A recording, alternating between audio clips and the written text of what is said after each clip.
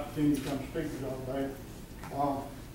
I would like to kind of introduce y'all to who Rolling Thunder is. I know a lot of people hear the name and don't really know what we do.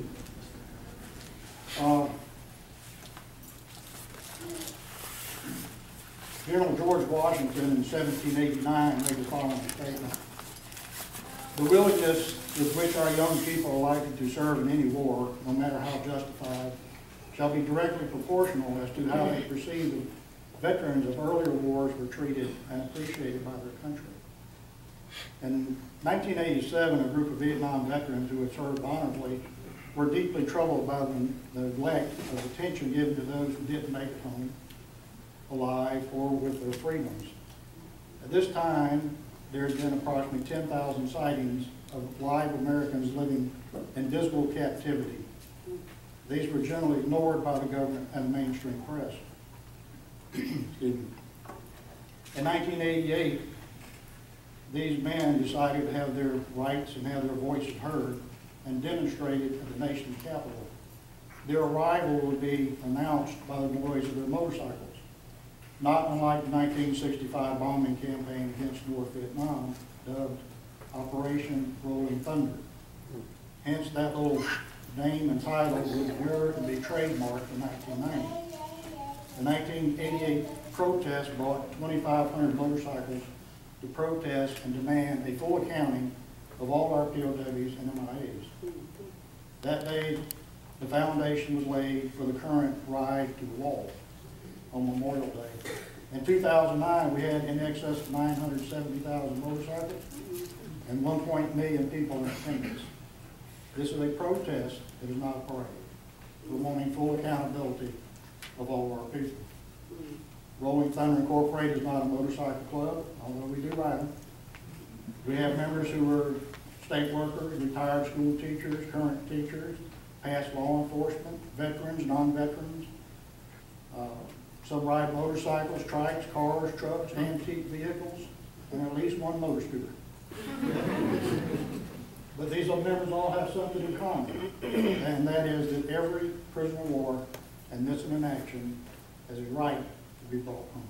That's right.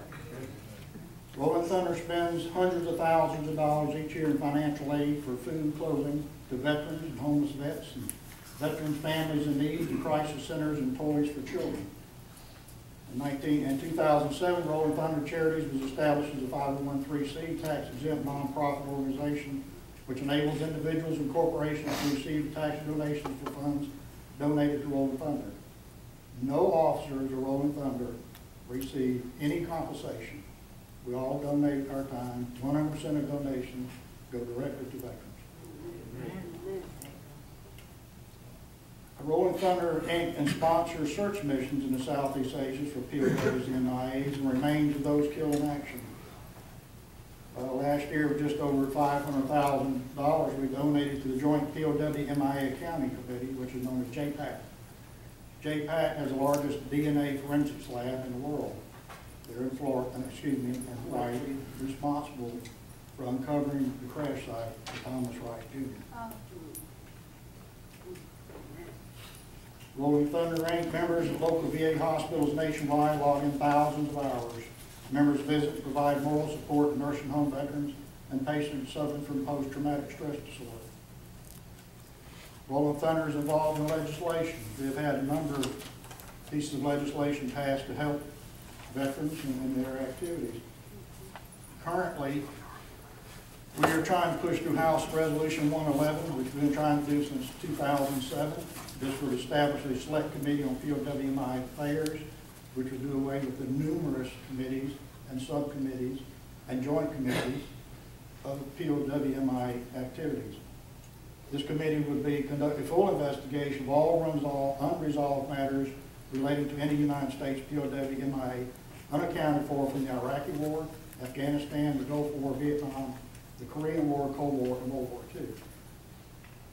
As we talk about POWs, how many here knew that we have two? One from Iraq, one from Vietnam, one from Afghanistan that are currently being held.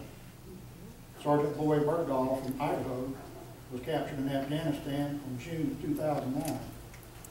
There are 5 videos that have been released of his capture and demands from the Taliban. You will not find those videos in the United States, though they are prevalent in the United Kingdom.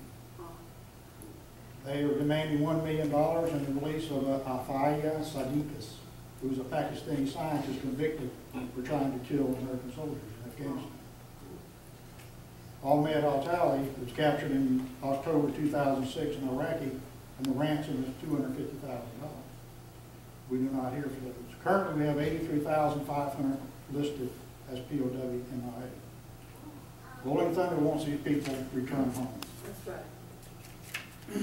Let us remember those who have yet to come home.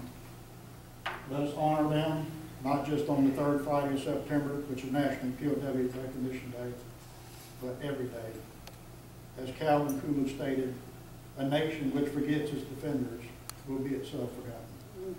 As for Rolling Thunder members, we will not forget. Thank you.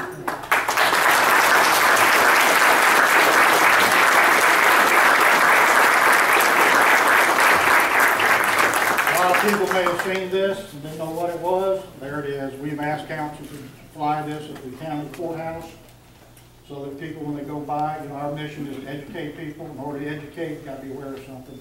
So when you see that, you'll be aware of it, and we're glad to educate you. Thank you, folks.